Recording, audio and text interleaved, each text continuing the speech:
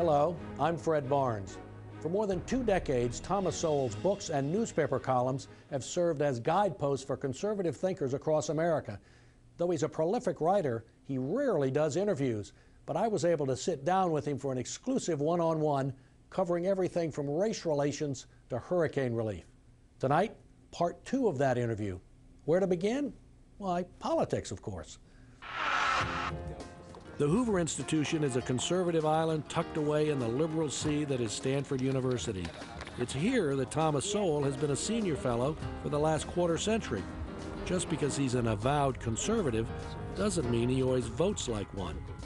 You're a conservative, and most conservatives are Republicans in the political system, but you're not. Why not? I'm independent. I mean, I know nothing that I've seen about either political party makes me very confident. And I see the last time I was a member of any party, I was a Democrat, and that was 1972. Mm-hmm. And the candidates that year were so bad, I didn't vote for anybody. Yeah, he's his own man. There's no question. And he is tied to no one politically. He's obligated to no one. Radio host Rush Limbaugh has been a Sowell fan for more than 2 decades and maintains that his disregard for public opinion is what keeps his writing fresh and vital. He has a fierce independence, but it's born of his just sheer, pure honesty, and he really has no concern for what people are going to think about what he writes, and why should he? One of Sowell's favorite targets, the liberal left. You've written a trilogy of books about people you call the anointed, yeah, which are basically liberals, mm-hmm, in American society. What do you mean by calling them anointed or self-anointed? That's right. There are people who seriously believe that they are wiser and nobler than others, and that the way to improve society is to have the government force people to follow what the anointed want, rather than let people do what they themselves want to do. And there are all kinds of fiascos that follow in the wake of this kind of notion. Like what? Think about the New Orleans situation and the young hoodlums on the street.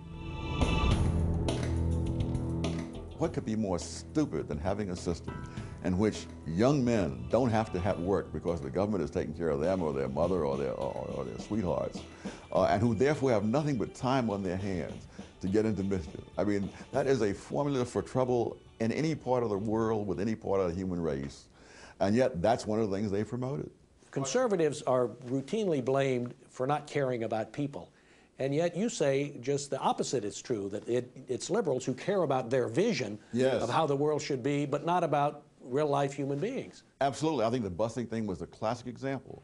You would be hard-pressed to show how black people, white people, or any other people were benefited by this. But the liberals loved it. It enabled them to be morally superior to those who were fighting against busing. And the evidence, one way or the other, really did not interest them. What is social justice that they're talking about, the anointed? To say that you're going to have social justice means you've got to have to concentrate power in the hands of some small group of people to override rules and standards and so forth. And people do not see that that's more dangerous than the injustices they're trying to wipe out. How could these people figure out just how much, this person or that person has been disadvantaged or advantaged? They can't. So they come up with formulas and so on. For example, this whole thing about comparable worth, that a woman should get what the comparable value of her labor is equal to that of a man and so forth. How in the world do you know what is the comparable worth of a nurse somewhere in a clinic versus the guy who's out on an oil rig in the Gulf of Mexico?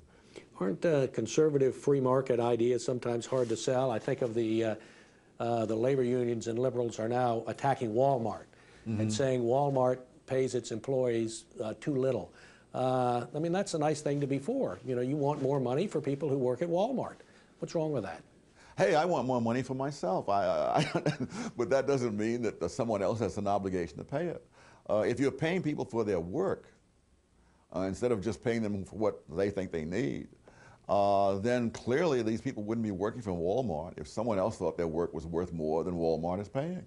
So why do you think liberals have jumped on Walmart? Because of its success? Because of its success, that's a sufficient reason. They really are for helping. They're for helping people who are disadvantaged, as they put it. Mm-hmm. Whereas I think conservatives want to stop people from being disadvantaged. In other words, the liberals want to help the poor while they're poor, but really the biggest benefit is to stop them from being poor. And that they have very little interest in. What is the liberal premise?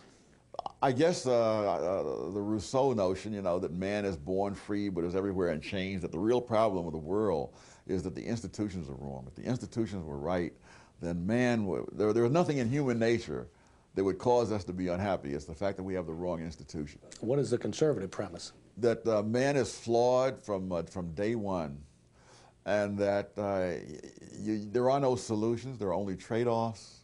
And whatever you do to deal with one of man's flaws, it creates another problem, but that you try to get the best trade-off you can get, and that's all you can hope for.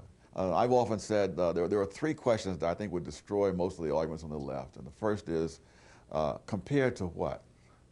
The second is, at what cost? And the third is, what hard evidence do you have? Now, there are very few ideas on the left that can pass all three of those kinds of things. Can conservative ideas pass those? Yes, I think so, because they don't assume that there is a solution out there. Adam Smith didn't believe that either the government or the market could solve all problems, that you have to be able to simply tolerate certain things. And the idea to the left of tolerating any evil, that they want to stamp out the last vestige of segregation. Really? At what price? At what price? Up next, a politically incorrect look at affirmative action. There's no evidence whatever that people who are poor, either here or in any